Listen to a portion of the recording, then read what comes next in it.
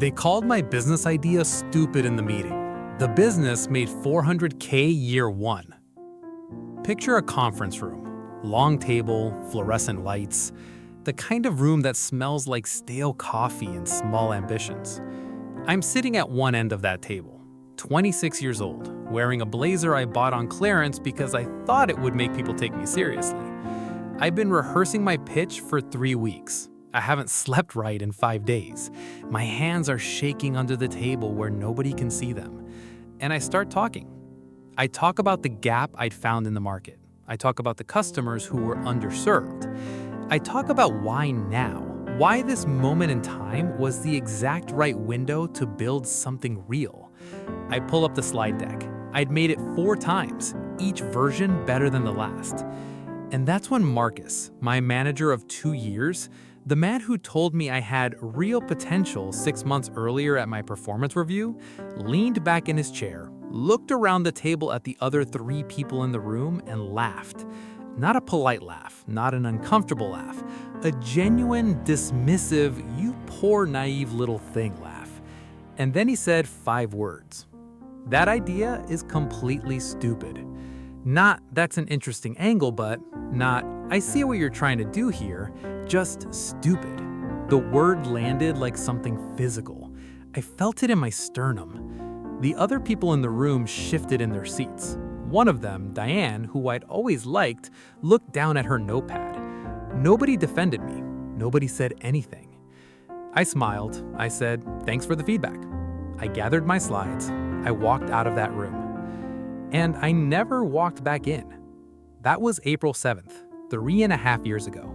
12 months after that meeting, that completely stupid idea had generated $412,000 in revenue. I was 27 years old.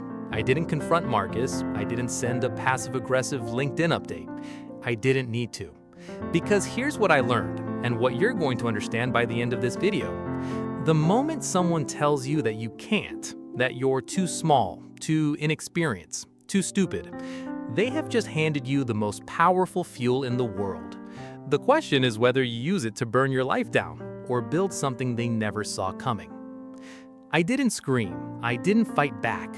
I just became someone they never expected. And this is that story. This story isn't about revenge. It's about becoming. Because revenge keeps you tethered to the moment of your humiliation. It keeps you looking backwards. But becoming, radical, ruthless, deeply personal becoming, that's something else entirely. That's a forward motion that nothing can stop. If you're watching this and you've ever been told your dream was naive, if you've ever sat in a room and felt small, if you've ever had someone look at you like you're the least impressive person in the space, this video is for you. I'm going to tell you everything. The lowest point, the grind, the exact decisions I made, the numbers, the timeline, the encounter that gave me closure I didn't even know I needed. If this is your first time here, welcome. This channel is about one thing: radical self-transformation. Real stories, real timelines, real results. Hit subscribe so you don't miss what's coming. Now, let's go back to the beginning. I need you to understand who I was before that conference room, because the conference room didn't create my lowest point. My lowest point was everything that had been quietly building for years before I ever walked in there. I grew up the kind of kid who had ideas constantly, big ideas, ideas that made the adult around me smile with that particular smile, you know the one. Not the smile of excitement, the smile of tolerance, the how cute smile. My dad was an accountant, steady job, steady income, stable life. He was a good man, he still is. But his entire philosophy about work could be summed up in one sentence he said to me when I was 16 and told him I wanted to start a business someday. Nobody's gonna hand you anything. Get a real job first, then see. So that's what I did. I went to college, studied marketing, a safe, practical degree that nobody could call stupid. I graduated in the middle of my class. Not the top, the middle. I got a job at a mid-sized marketing agency in a city where I knew approximately 4 people. I got my own apartment. I paid my own bills. I did everything right. And I was miserable. Not dramatically miserable, not crying in the shower miserable, just quietly, persistently, something is missing miserable. The kind of miserable that's almost worse because it's so easy to ignore. I told myself that everyone feels this way, that this is what being an adult is. You swap your dreams for health insurance and a retirement contribution, and you call that success. By the time I was 25, I'd been at the agency for 3 years. I was decent at my job. Marcus had brought me onto the account management team. On paper, things were fine. But I'd noticed something. I'd been doing market research for a client, a mid-size e-commerce brand selling specialty food products. And over again, I kept seeing the same gap. There was this entire category of customers, health-conscious millennials and Gen Z consumers who wanted functional food products, who were being completely underserved. The big brands weren't speaking their language, the small brands didn't have distribution, and there was no reliable curation platform that helped these customers discover what they actually wanted. I started obsessing. I filled 2 notebooks, I pulled data, I ran informal surveys on Reddit communities, I talked to strangers at farmers markets on weekends. I stayed late at the office reading industry reports. I became a person who understood this specific market better than almost anyone I'd ever met. And I got excited. Genuinely, trembling with it, excited. The kind of excited I hadn't felt since I was 16 and full of ideas that adults smiled at politely. So I made a decision. I was going to pitch it internally. I'd build a proposal. I'd present the idea as a potential new service offering for the agency, a managed discovery platform for specialty food brands looking to reach this underserved demographic. If the agency liked it, we'd build it together. If they didn't, at least I'd have tried. I spent 3 weeks building that pitch deck. 3 weeks of early mornings and late nights. 3 weeks of my roommate asking me if I was okay because I'd barely left my room on weekends. 3 weeks of total, all-consuming focus. I believed in it completely. April 7th, I walked into that conference room with 4 printed copies of my proposal and a laptop and 3 weeks of hope. Marcus was already there. So was Diane. So was Kevin from the strategy team, and Rachel from finance. I set up my laptop, I handed out the printed copies. I said, "Thank you all for making time for this." My voice came out steadier than I expected. I presented for 18 minutes. I had timed it exactly. I covered the market gap. I covered the data. I covered competitive analysis. I covered a rough revenue model. I covered how the agency could package and monetize this. I covered risk factors and how we could mitigate them. I thought it was good. And then Marcus leaned back. That idea is completely stupid. He didn't elaborate at first. He just let it sit there. And then when I didn't collapse immediately, he continued. We're a marketing agency. We don't build platforms. We don't do product. And honestly, he gestured vaguely at my printed proposal, the market for specialty health food is already oversaturated. This has been tried. It doesn't work. Kevin nodded. Rachel was already looking at her phone. Diane looked at her notepad. I said, I hear you. I do want to flag, the data shows the discovery problem in this space is actually still largely unsolved. I've been in this industry for 15 years, Marcus said. Not unkindly, just flatly. This kind of thing gets tried every couple of years. It fails every time. There's a reason. You're early in your career, there's nothing wrong with that, but you don't have the context yet to see why this won't work. There it is. You don't have the context yet. The polished professional way of saying you are too young, too inexperienced, too naive to know what you're talking about. I smiled. I said, thanks for the feedback. I gathered my slides, I walked out of that room, and I stood in the hallway, back against a wall, and I took 6 very slow breaths. I didn't cry. I wanted to. I could feel the pressure of it behind my eyes, but I didn't, because underneath the humiliation, underneath the embarrassment and the exhaustion, and the sharp particular sting of having 3 weeks of work dismissed in 4 minutes, something else was happening. Something quiet. Something that felt, if I'm honest, a lot like clarity. I looked down at the printed proposal in my hand. 4 copies, only one of them opened.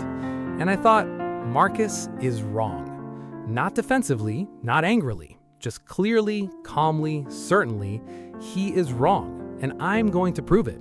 Not to him, to myself. And that's when everything started to change. I went home that night, and I did something I had never done before in my adult life. I sat at my kitchen table, opened my laptop, and I started writing a business plan. Not a pitch deck, not a proposal for someone else's approval. A real business plan for a real company that I would build myself. It took me until 2 a.m. It was rough. It was incomplete. It had more questions than answers. But when I finally closed my laptop and sat back in my chair, I felt something settle inside me that I hadn't felt in years. Purpose. Real directional mine purpose. The next morning, I woke up and I made a list. Not a goals list. I'd made those before and abandoned them. A clarity list. 3 columns. Column 1, what I know to be true about this market. Column 2, what I need to learn. Column 3, what I need to do in the next 90 days. I want to be clear about something important because I don't want this to sound like I woke up the next morning and became a different person. That's not how transformation works. The decision I made that night on my kitchen table was not a decision to succeed. It was just a decision to start. That's a much smaller, much more honest thing. And it's the only decision that actually matters. I also want to tell you what I didn't do. I didn't quit my job the next morning in a blaze of dramatic passion. I didn't tell Marcus what I was planning. I didn't post anything online about my big, exciting new venture. I didn't tell most of my friends. I just started building, quietly, in the margins of my life. Here is the unglamorous truth about building a business while holding down a full-time job. You become invisible. Not to the world, to yourself. You stop having opinions about what's on TV. You stop caring about weekend plans that don't involve your laptop. You stop following conversations at parties because you're always half thinking about the thing you're building at home. My roommate, Brandon, who is one of the best people I know, sat me down about 6 weeks in and asked if I was depressed. I laughed. No, I said, I'm building something. He looked skeptical. What are you building? I hadn't told anyone yet, but I told Brandon. He listened, he asked a few questions, and then he said something I still think about. You sound more like yourself than you have in 2 years. He was right. I hadn't noticed it happening, but there was a version of me that had been quietly disappearing. Going to work, performing adequacy, coming home, repeating. And now, for the first time in a long time, that version was receding and something older was coming back. Something that had always been there underneath the clearance blazer and the performance reviews and the polite smiles. The kid who had ideas. Let me give you the specifics because I hate vague transformation stories. I want you to see the timeline. The concept, a curated subscription box and discovery platform connecting health-conscious consumers to emerging specialty food brands. Not just the box, a full ecosystem, including brand spotlights, founder interviews, a private community, and an affiliate discovery tool for consumers to shop featured products year-round. Month 1. Research and validation. I ran a 200-person survey through my personal network and relevant subreddits. I interviewed 11 founders of small specialty food brands, DMing them directly, being completely transparent about who I was and what I was trying to build. 9 of them talked to me. The data was clear. The distribution and discovery problem was real. It was urgent, and existing solutions were inadequate. Month 2. Building the brand. I taught myself Canva, then Figma. I built a brand identity. I chose a name. I registered the LLC, $150 in filing fees, money I'd been saving from lunch money I'd stopped spending. I built a basic landing page with a waitlist. By the end of month 2, I had 340 people on that waitlist, people I'd never met, people who wanted what I was building. I sat with that number for a long time. 340 people. Marcus had said there was no market. 340 strangers on a wait list said otherwise. Month 3, the first product. I partnered with 4 small specialty food brands, all founders I'd interviewed, people who believed in the concept to curate the first box. I handled everything: sourcing, packaging design, shipping logistics, copy, customer communication. I launched the pre-sale to my waitlist. 63 people bought. Revenue? $4,347. I cried when I saw that number. I'm not going to pretend I didn't. I was sitting at my kitchen table at 11 o'clock on a Tuesday night, and I saw that number populate in my Stripe dashboard, and I put my face in my hands and I cried. Not because 63 customers was the finish line. It wasn't even close, but because it was proof. Real, undeniable money-in-the-bank proof that Marcus was wrong. Month 4, I was still at my day job. I had not told a single person at work what I was doing. I went in every day, did my job well, came home, and built. I gave the business 4 hours every weekday evening and 8 to 10 hours each weekend day. I was sleeping 6 hours a night. I stopped watching TV entirely. I read every book I could find on e-commerce operations, direct-to-consumer brand building, and subscription box business models. I became a student again, the most motivated student I'd ever been in my life. I want to tell you about the hard parts too, because transformation content that skips the hard parts is just fantasy. Month 3, week 2, my shipping supplier botched 22 of the 63 pre-sale orders. Wrong addresses, damaged boxes, delayed deliveries. I spent an entire weekend personally emailing every affected customer, explaining what happened, offering full refunds, sending replacement boxes at my own cost. It cost me $1,200 I didn't have readily available. I put it on a credit card. I lost 3 customers permanently. The other 19 stayed. One of them sent me an email that said, "The way you handled this made me want to support you more, not less." I printed that email. It's still on my wall. Month 4, I had a potential brand partner back out 2 weeks before the second box was supposed to ship. I had already promised customers that brand's products were included. I had 72 hours to find the replacement. I pulled 3 all-nighters. I found the replacement. The box shipped on time. Every setback taught me something. The shipping disaster taught me operations. The last-minute partner dropout taught me contingency planning. The customers who stayed taught me that transparency builds loyalty faster than perfection. I was becoming competent, not from a class, not from a mentor, from doing hard things badly at first and then doing them better. I want to talk about Marcus for a moment because I think this is important. In the first few weeks after the conference room, I thought about him a lot. Not obsessively, I wasn't planning anything, I wasn't rehearsing conversations in my head, but he was there, in the background of everything I was building. A presence, a voice. Stupid, stupid, stupid. Around month 3, I noticed something interesting. I was thinking about him less. Not because I'd forgiven him, I hadn't, not really, not yet, but because I was too busy. The business was louder than his voice. The customers were realer than his opinion. And around month 4, something shifted further. I started to feel something that surprised me. Gratitude. Not toward Marcus, I'm not going to be dishonest about that, but toward the moment, that conference room, that dismissal. Because without it, I might have spent another 2, 3, 5 years quietly waiting for someone's permission to start. That meeting didn't just humiliate me, it freed me. It cut the tether. I wasn't building to prove Marcus wrong anymore. I was building because I was good at it. I loved it, and it was the truest thing I'd ever done with my time. And that's when everything started to change. I quit my job on a Thursday morning. I had rehearsed it in my head probably 40 times. I thought it would feel dramatic.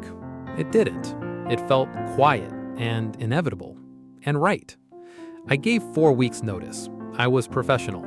I thanked Marcus for the experience, genuinely, because the job had taught me real things. He seemed surprised that I was leaving. He asked where I was going. "I'm starting a company," I said.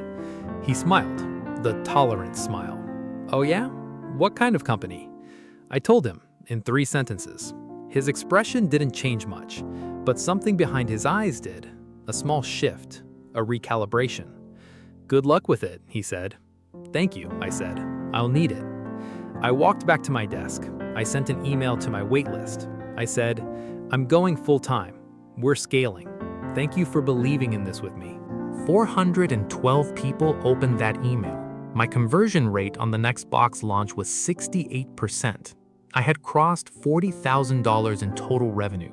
I had been building for 5 months. Let me tell you what the transformation looked like from the inside, because the outside numbers are only part of the story. There is a version of you that exists when you are doing the right work, when you are pointed in the right direction, using the skills you are actually built for, serving people who genuinely need what you have. I had not inhabited that version of myself in years, maybe ever, in any sustained way. And when you start living in that version of yourself, even imperfectly, even exhaustedly, even with credit card debt and a lot of unanswered questions, something happens to the way you carry yourself. I stopped hunching. I know that sounds small. I am 6 feet tall, and for the first 3 years of my career, I walked around hunched because I was always trying to make myself quieter, smaller, less likely to be noticed for the wrong reasons. I stopped doing that somewhere around month 6. I started walking into rooms differently, not arrogantly, just fully. I stopped seeking approval in conversations. This was the bigger change.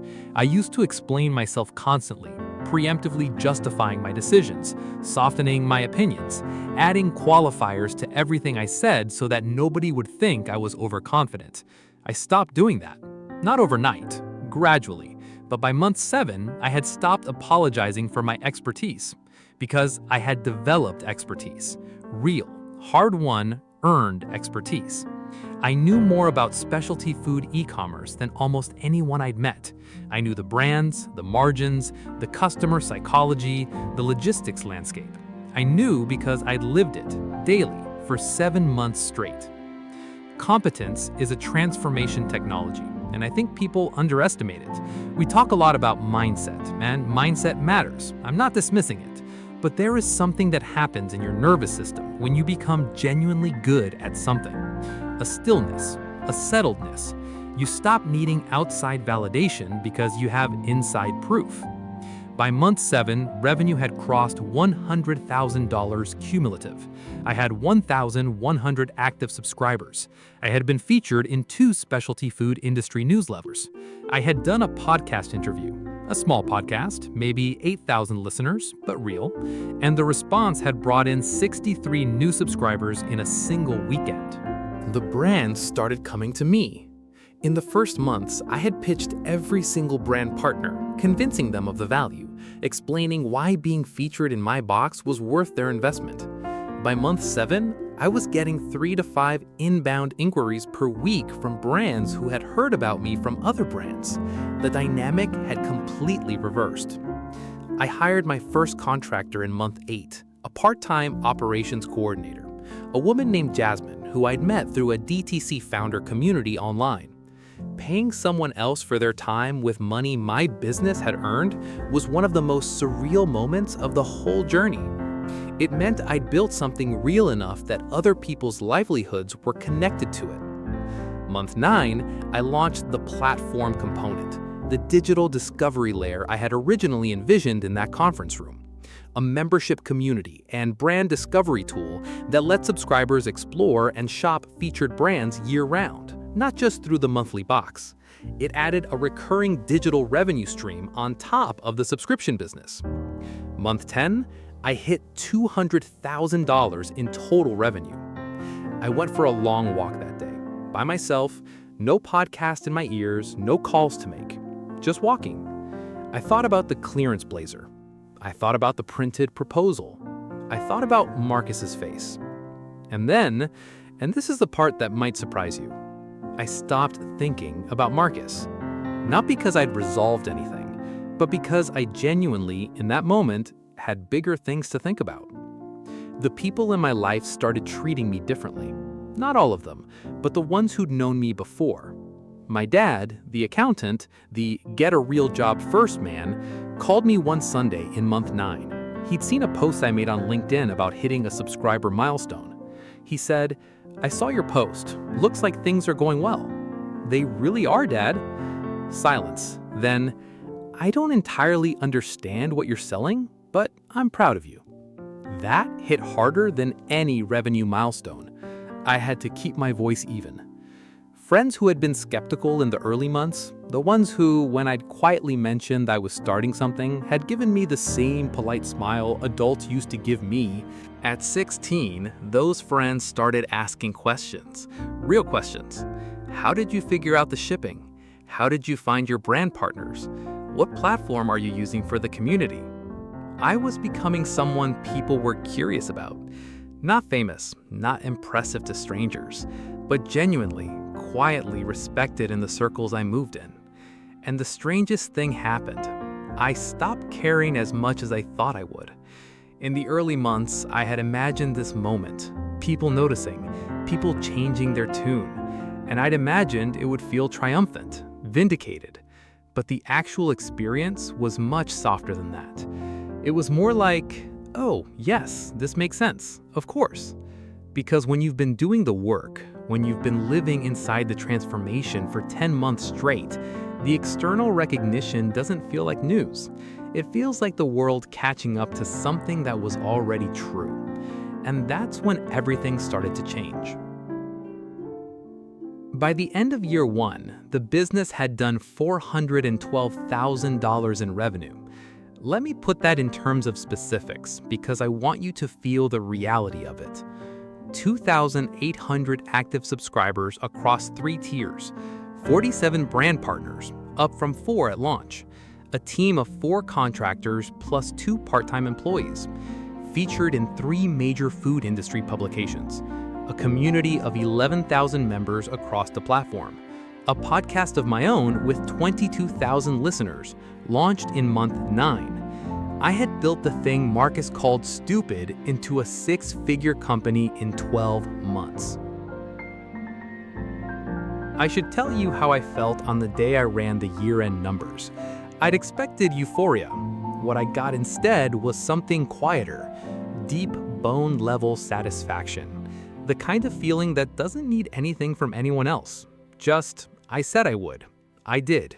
Here it is. I took a screenshot of the revenue dashboard. I sent it to Brandon. He sent back 3 emojis, a fire, a star, and a small crown. I laughed for a full minute. And then, the week after year 1 ended, Marcus sent me a LinkedIn connection request. I stared at that notification for a long time. Marcus had never connected with me on LinkedIn during the 3 years I worked for him. He had never commented on a single post I'd ever made. But now, after 12 months of me building something in public, after the podcast, after the publication features, after the community, here was his name in my connection requests. I felt a few things in sequence. First, a flicker of the old feeling, that particular sting from the conference room, briefly alive again. Second, amusement. Pure, uncomplicated amusement. Third, nothing. Just quiet. I accepted the request, not because I needed to, not because I was playing a long game or setting up a confrontation. I accepted it because I was genuinely indifferent to whether he was in my network or not, and accepting felt like the less complicated option. 3 days later, he sent a message. He wrote, "Hey, saw your business is doing really well. Congrats. I always knew you had the drive to make something happen. Would love to catch up sometime and hear more about what you've built." I read it twice. Then I read it a third time. I always knew you had the drive. Not I was wrong, not I owe you an apology, not even that idea I called stupid turned out to be pretty brilliant. Just a seamless revision of history in which Marcus had been a quiet supporter all along, and my success was somehow consistent with his prediction. I've thought a lot about how to talk about this moment because I want to be honest without being cruel. Here's what I believe. Marcus is not a villain. He is a person who reached a certain level in his career and stopped believing the world had room for new things. He looked at a 26-year-old's passion project and filtered it through 15 years of accumulated cynicism and called it stupid. And in doing so, he said something about himself far more than he said anything meaningful about me. And the thing about people like Marcus, the quiet cynics, the comfort seekers, the people who have traded their own dreams for stability and need everyone around them to validate that trade, is that they are not cruel on purpose. They genuinely cannot see what they cannot see. Forgiving that's not a defeat, that's growth. I wrote back, "Hey Marcus, thanks. It's been a great year. Lots of hard work, but the results have been worth it. Hope you're doing well." That's it. No invitation to meet, no elaboration, no passive aggression embedded in warmth. Just, "I'm good. I wish you well. We're done here." About 2 months later, I got a different kind of message. From Diane, the one who'd looked down at her notepad in the conference room while Marcus dismissed my pitch. Her message was longer, more careful. She said that she'd watched my journey from afar since I'd left the agency, that she'd been following my podcast, that she wanted to say, and I'm going to paraphrase here, that she had been in that conference room, she had not said anything, and she had always felt bad about that. She wasn't asking for anything, she wasn't trying to reconnect, she just wanted me to know. I sat with that message for a day before I replied, because here's the thing about that conference room. In my memory, I had often focused on Marcus, but the real wound, the deeper wound, had always been everyone else's silence. Kevin scrolling his phone, Rachel looking away, Diane with her notepad. When you're humiliated in front of an audience, the humiliation isn't just about the person who did it. It's about everyone who watched and said nothing. And Diane, 2 years later, had chosen to say something. Imperfectly, belatedly, quietly, but she'd said it. I wrote back and thanked her. I told her she didn't owe me anything, and I meant it. I told her I hoped things were going well for her. And then I closed my laptop and went for another long walk. Here's the thing nobody tells you about the moment of vindication. It doesn't feel like the movies. In the movies, vindication is a scene. There's a moment, a look, a line of dialogue that lands perfectly, and the camera knows exactly when to cut. Real vindication is quieter and stranger. It's a LinkedIn request from someone you've mostly stopped thinking about. It's a message from a woman who looked at her notepad. It's a striped dashboard with a number on it that a conference room of people said was impossible. Real vindication isn't a moment, it's a slow accumulation of proof. Proof that you were right about yourself when everyone else was wrong. And the most important thing I learned, the thing I want you to carry out of this video, is this. The encounter didn't complete anything. I was already complete before it happened. The $412,000 didn't require Marcus's acknowledgement to be real. My business didn't need his LinkedIn connection to have mattered. I had already won. Now when he sent the request, now when Diane apologized, but on the morning I made my clarity list at my kitchen table, when I sent the first 63 pre-sale boxes, when I paid Jasmine her first invoice from my own business revenue, when I walked into rooms without hunching. The encounter was just the world confirming something that had already been true for a long time. And here is the final and honest thing I want to say about Marcus. I genuinely hope he finds something to believe in. I hope that somewhere behind 15 years of accumulated cynicism, there's still a version of him that has an idea he's afraid to say out loud. I hope he eventually says it. Because what I've learned is that the people who dismiss your dreams are almost always people who have quietly given up on their own. And that's not a thing that deserves your hatred. It deserves your compassion.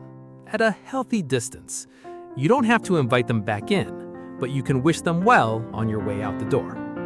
We're at the end now, and I want to give you something real to walk away with. Not just a good feeling, but something you can actually use. 1. The best revenge is living well. But only if you're doing it for yourself. The moment I started building for myself instead of building to prove Marcus wrong, everything accelerated. Not because the work changed, because my relationship to the work changed. When you build for yourself out of genuine love for the thing, genuine commitment to the people you're serving, genuine curiosity about what you're capable of, you access a level of focus and creativity and resilience that revenge can never reach.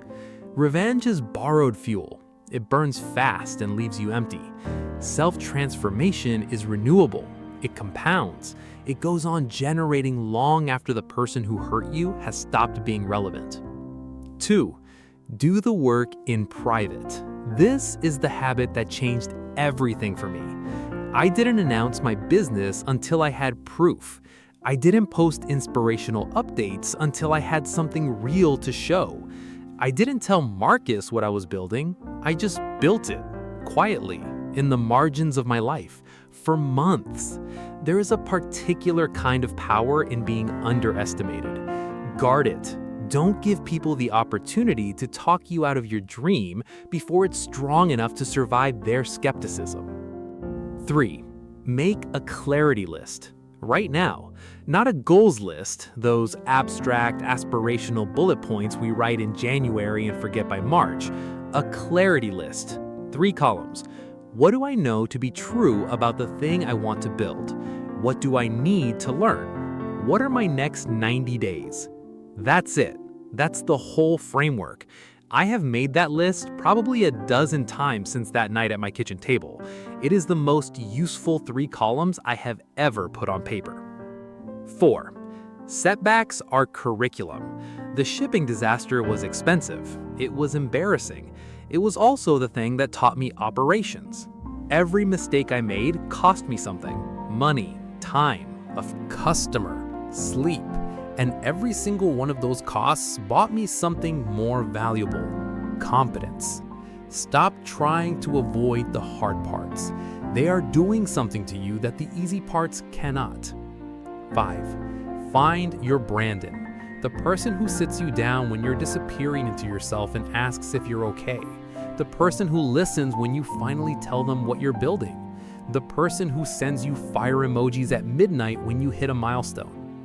You cannot build in complete isolation. You need at least one person who believes in you, not because your numbers are good, but because they believe in you. Find that person. Be that person for someone else. 6, and this one is the most important. The moment someone tells you that your idea is stupid, your dream is naive, your ambition is too big, that is not a stop sign. That is a starting gun. Every person who has ever built anything real has stood in a room where someone told them it couldn't be done. The difference between the people who built it anyway and the people who didn't is not talent, it's not connections, it's not even capital. It's the decision, made quietly at a kitchen table in the margins of an ordinary life, to begin anyway. You already have the idea. I know you do.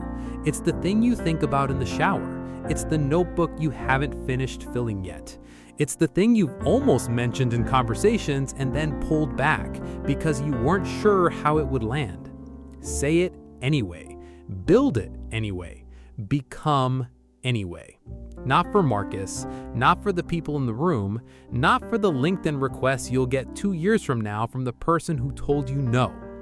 For you. Only ever for you. I'm going to leave you with the truest thing I know. The version of yourself that you're capable of becoming, the one with the business, the confidence, the walk, the quiet indifference to what people who don't believe in you think, that version already exists. It's waiting in the direction of the work. All you have to do is go toward it. Go toward it. I want to hear from you. What's your glue-up story? What's the thing someone called stupid that you're still thinking about? Or the thing you've already built that proved them wrong? Tell me in the comments below. I read every single one. And if this story helped you, if something in the last hour landed for you, hit subscribe. Share this with someone who needs to hear it today. And I'll see you in the next one. This was never about Marcus. It was always about becoming.